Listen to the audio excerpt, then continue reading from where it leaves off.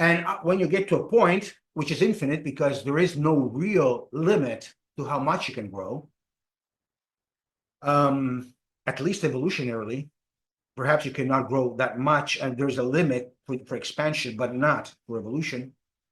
But at that point, you are fully satisfied and fulfilled.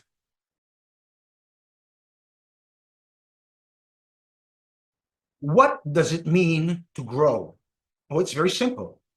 To grow means going from a point A to a point B, then to a point C, then to a point D, and so on, with more than 26 letters of the alphabet.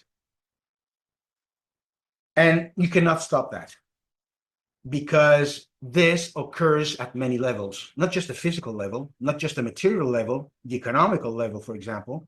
I mean, you don't grow just because your bank account grows. It doesn't work that way. Okay, well, of course, that's important too, eh? That's part of the game, but it's not the only thing, the only factor. You can grow physically. You want to work out and be more efficient and more perhaps good looking. But we grow, we constantly pursue the next point, because that is natural. That is part of us. We are part of nature, and growth is not just something that we do, it is a law of nature. If you look around you, you will see that everything grows. Starting from the universe, it's in constant expansion. And you know, and everything is moving. The earth, the sun, the galaxies, everything. So not growing is not an option. You cannot avoid that.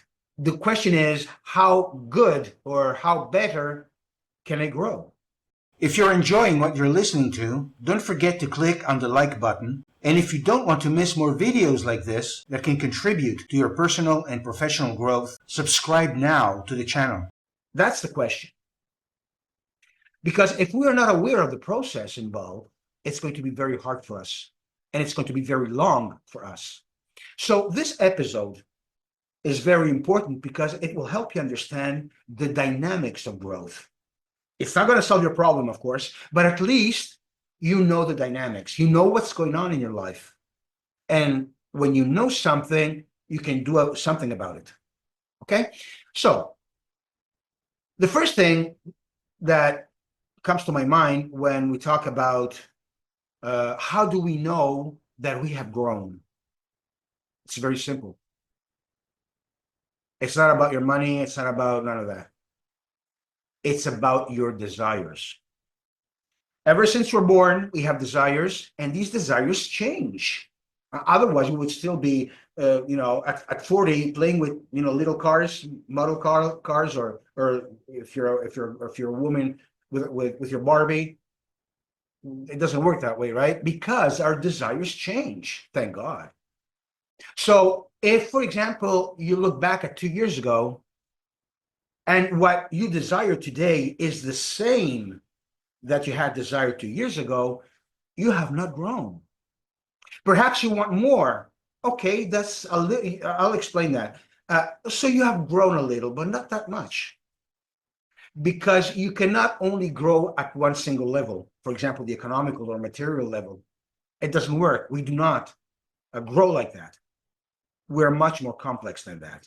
And as a matter of fact, I'll show you this graph where you will see that there are it's a graph, it's two axes, an horizontal x-axis and a vertical y-axis. And on the x-axis, the horizontal one at the bottom, you will see that on one side you have needs, and on the other side you have desires. What does that mean? It means that our growth depends, or rather, is a constant change from a state of need to a state of desire. Need is something that you must have, absolutely, for your survival even. But not only that, but you just need it. Desires is something that you do not need, but that you want. So you don't have that psychological pressure when you have a desire than when you're in need. Okay? However, if the desire is strong enough, you get to a point where you need to fulfill that desire. But it's a different kind of need. Whereas the need, where you're right at the beginning of the horizontal axis, it's because you need it for you or your family, of course. Okay, it's the same thing. You and your family are just wanting the same thing. But when you have a desire, you may want something really bad, but not just for you. If it's just for you, it's not a true desire. No matter how big it is, it's not a true desire. It's a need. It's perhaps because you have a very inflated ego. So it's just for me, I want that. You have not grown. Okay, so you grow when you start feeling that what you want, that what you pursue is something that you want to share with other people. Then you know that you have a true desire. So this is the horizontal axis. Now, the vertical axis is, you see, it's evolution.